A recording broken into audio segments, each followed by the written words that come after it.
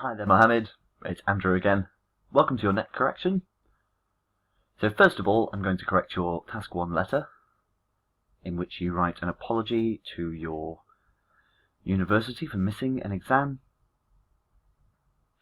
and a request to resit. So we're contacting a university, so they are our superiors, and so it's important to show respect and be polite. It's also important in this instance to show humility, because you have done a mistake. And we need to explain ourselves, request an apology, and hope and request politely that they will allow us to resit the exam. So this is great. Respective Albion University Management, great, but you don't need to put the capital R there. Albion University must be capitalized because it's the name of a place, but this does not need to be. So student number. So first and foremost with a letter like this, also don't use this colon here. A comma goes at the end of the dear sentence. Dear respective Albion University Management, I would say something like, first I would like to apologize for. Make it clear that the letter is about you submitting yourself to them. So you're saying, Dear University Management, I would like to sincerely apologize for. So in your introductory bit, essentially, you're giving the tone of the letter. You're letting them know roughly how this letter feels. Is it an apology, a complaint? Is it angry? Is it... Well, I would like to sincerely apologize for. My name is Mohamed and my student number is... I have already submitted a case which has number this, relating to the fact that I did not attend my exam on the date of, and then when it was. Primarily, I would say here, primarily I would like to apologize for this situation. Don't request somebody's understanding here. I would open with the apology, then explain what happened, then explain what you would like to happen, and then explain that you're looking forward to their understanding. Only ask someone to understand once you've given them a complete explanation. Similar to the Task 2 writings, in our conclusion at the end, we deliver understanding because we have given reason. So we must give reason before we expect understanding.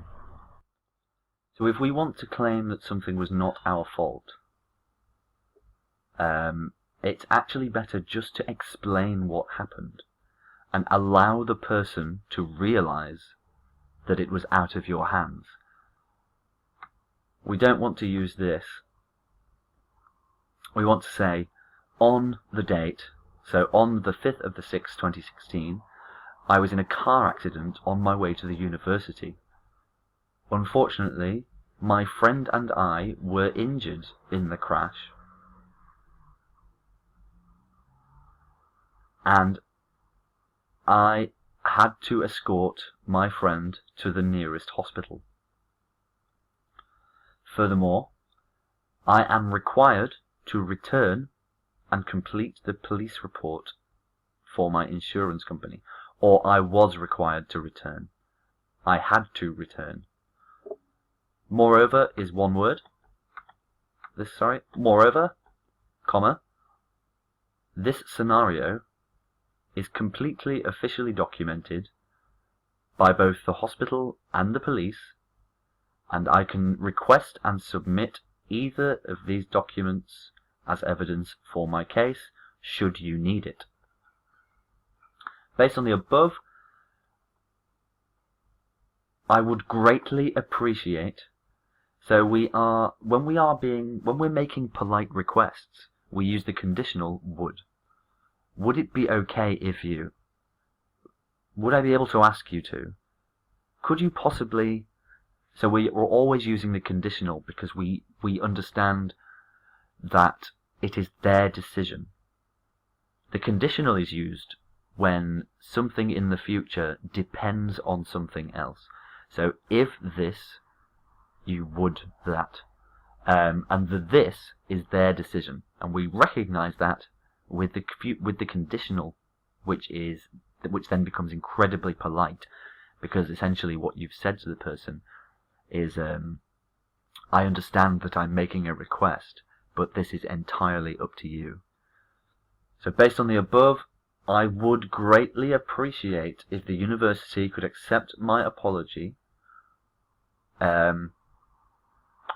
Actually, I would greatly appreciate if the university could consider my case and potentially accept my apology.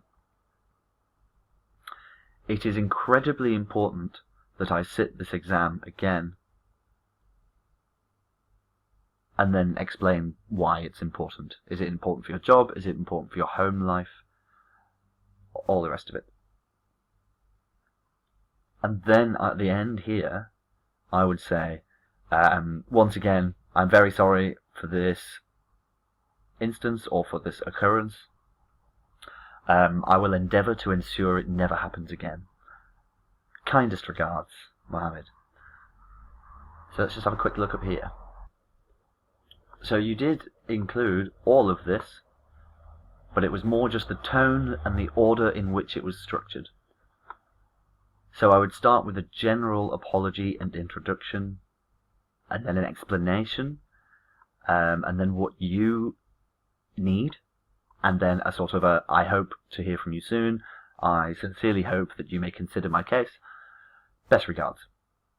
And in this way, it's all about asking someone politely to consider something. And throughout, we use the conditional to make sure that we are making polite requests. Would you be able to? Could you possibly? That sort of thing. And here is your task 2 on whether copyright law encourages creativity or restricts it. So let's have a see.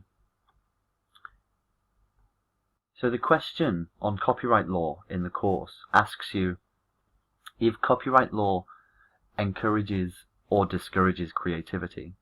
Do creative individuals and creative industries benefit from having their intellectual property protected, or is creativity hindered by it? So what you have done instead is written a general discussion of copyright law. So you've got here about how copyright law protects information, and this one just sort of explains. But the first task, the ideas task, do you remember that one? P1s and P2s, was focused on extracting ideas from the question. Now this question is, do copyright laws encourage creativity or not? So what you want first is examples and discussion in one paragraph of how copyright law encourages creativity. And then in the next paragraph, examples and explanations as to how copyright law harms creativity and restricts creativity. But then obviously making up your own mind. Because this is not a discussion of the question that you were asked, and so this would score a level 5 in IELTS because it was not an appropriate response to the question. It would score a level 5, in the task and achievement section. I would say it's probably a 5 in task and achievement, and it would be slightly higher in the other areas, but task and achievement really is the area you want the highest score in. Task and achievement just says, did they respond to the question appropriately and fully? Did they expand their ideas? And did they explain them logically? So while this is a good essay, it is on the wrong subject, and you must take care to study in future the content of the question. to pick out the ideas accurately and discuss them appropriately. So a couple of things. Once you, what I would suggest actually is rewriting this one, and then I will correct the correct essay. So for your next task, instead of moving on to the very next questions, redo this one, but your intro I will write for you. So I want you to write, there is much discussion these days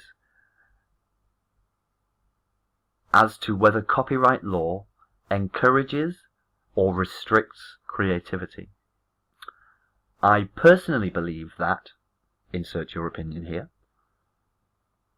and then this essay will discuss both sides of the argument to arrive at a conclusion, something along those lines.